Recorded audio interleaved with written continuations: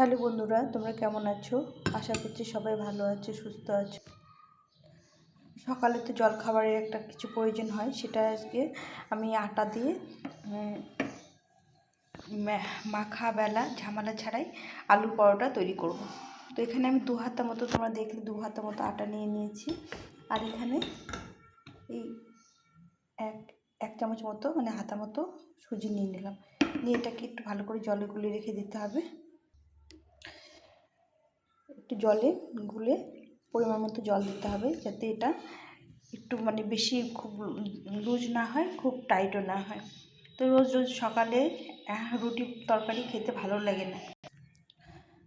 তো আমরা তো বাঙালি, আমরা রুটি তরকারি খেয়ে অভ্যস্ত।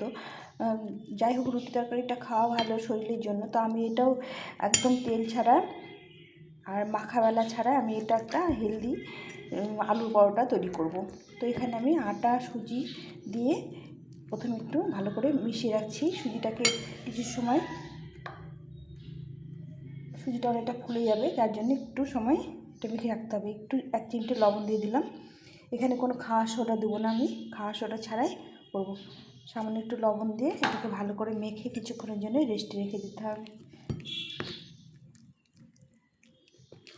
ভালো করে মেখে নিতে হবে যাতে কোনো দলা দলা না থাকে। এইভাবে মেখে নিতে হবে। আর সামান্য একটু জল লাগবে। জলের পরিমাণটা তোমরা মানে যেভাবে ব্যাটারটা হবে সেইভাবে করে রাখতে হবে। লাগলে পরে কম বেশি করে দেওয়া যাবে।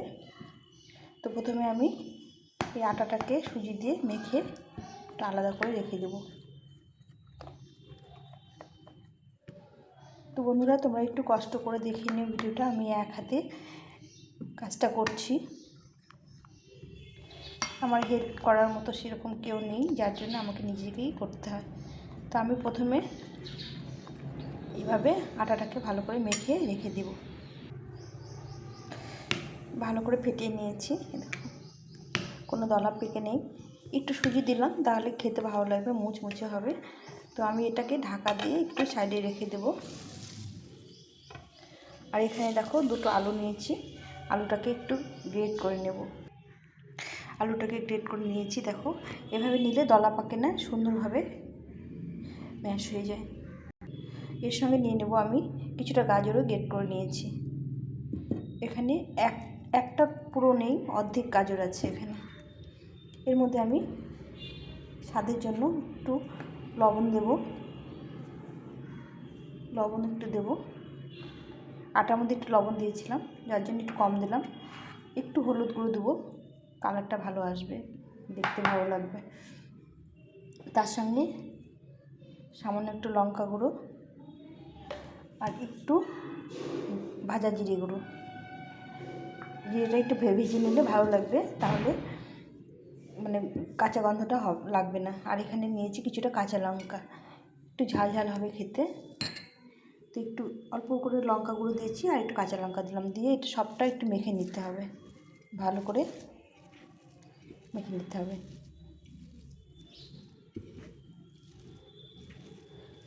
দেখো আলুটাকে গ্রেট করে নিয়েছি বলে আলুটা দলা পাকেনি, তাছাড়া একটু দলা দলা হয়ে যায়, চট করে মিশতে চায় না। এভাবে আলুটাকে গাজর দিয়ে সব কিছু দিয়ে একটু ভালো করে মেখে নিতে হবে।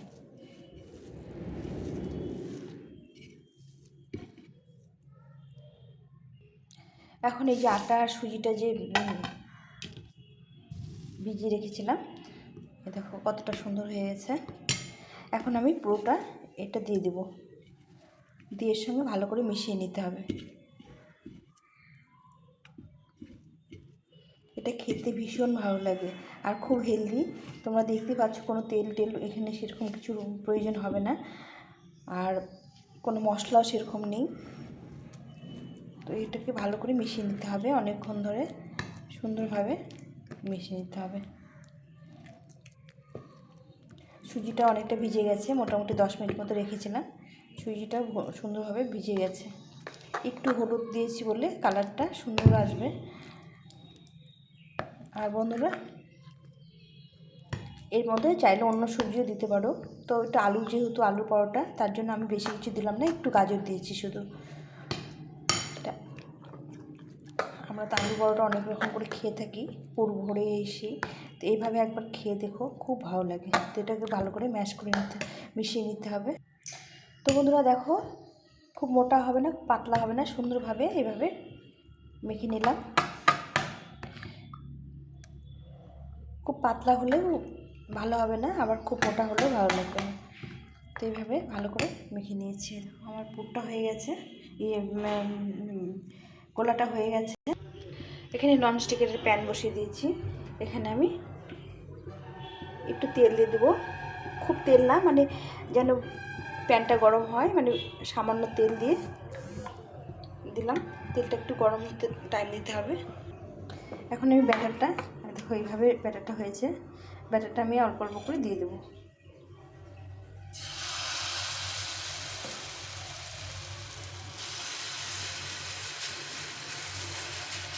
খুব মোটাও না, খুব পাতলাও না, এভাবে দিতে হবে।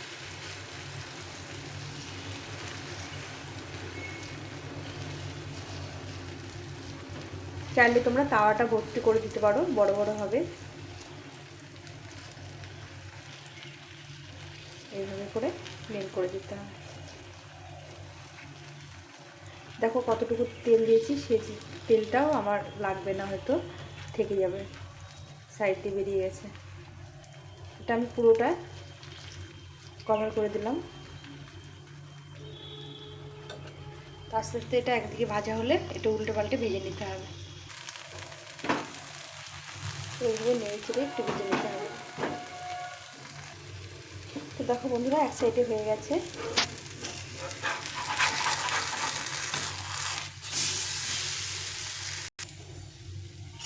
এটা এক পাশে হয়ে গেছে। এখন এটা উল্টে দিলাম, উল্টে দিয়ে আবার ভেজে নিতে হবে একদম কম তেলে। প্রথমটা একটু ভেঙে গেছিলো, কিন্তু দেখো এটা কত সুন্দর, একদম সুন্দরভাবে উল্টে গেল। এইভাবে দুপাশে সুন্দরভাবে ভেজে নিতে হবে। সুন্দরভাবে লাল করে ভেজে নিতে হবে, উল্টে পাল্টে দিয়ে। কত সুন্দর হয়েছে দেখো। আগেটা একটু মানে পাতলা হয়ে গেছিলো, যার জন্য একটু ভেঙে গেছিলো, এটা একটু মোটা করে দিয়েছি। তো এটা আমার হয়ে গেছে একদম সুন্দরভাবে, দেখো কত সুন্দর হয়েছে। তো এইভাবে করে আমি এই যে দুটো ভেজে নিলাম।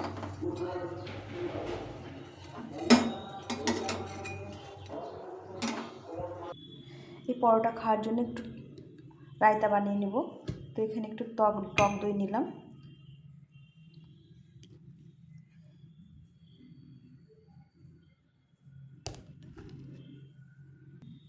এর মধ্যে দিয়ে দেবো, এখানে একটু শসা গ্রেট করে নিয়েছি, আর একটু গাজর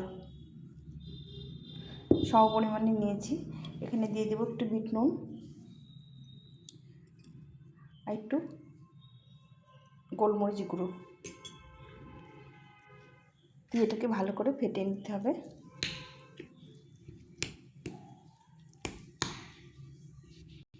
একটু ভালো করে মিশিয়ে নিয়েছি, দেখো সুন্দরভাবে মিশে গেছে। আমার রায়তা খেতে ভীষণ ভালো লাগে, আর পরোটা টরোটার সঙ্গে তো আরও ভালো লাগে।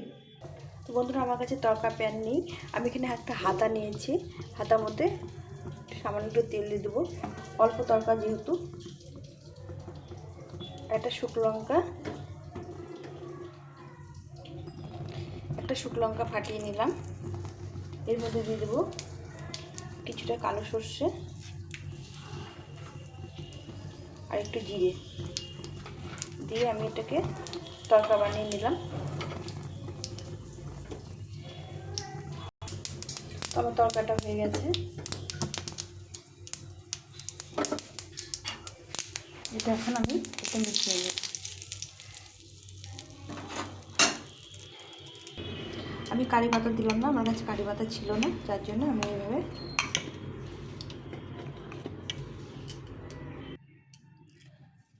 তো আমার এই আলু পরোটা হয়ে গেছে।